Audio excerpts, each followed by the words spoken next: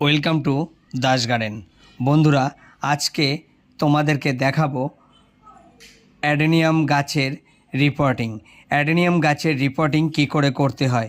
Adenium গাছটিকে প্রথমে টব থেকে আলাদা করে তুলে নিতে হবে আলতোভাবে।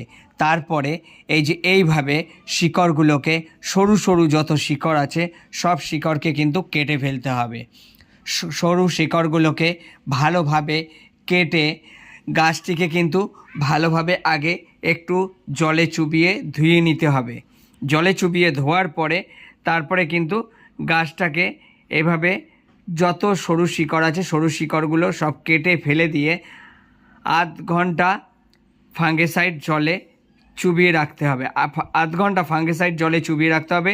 ফাঙ্গিসাইড জলের পরিমাণটা কি 5 লিটার থেকে 6 লিটার জলে আধা চামচ, চা চামচের আধা চামচ ফাঙ্গিসাইড দিতে হবে। দিয়ে জলটিকে তৈরি করে রেখে আধ ঘন্টা ভিজিয়ে রাখতে হবে। তারপরে যে কোনো সেমি শেডের জায়গাতে 10 থেকে 15 দিন রেখে দেবেন। রেখে দেওয়ার পরে তারপরে আবার গাছটিকে রোপণ করবেন।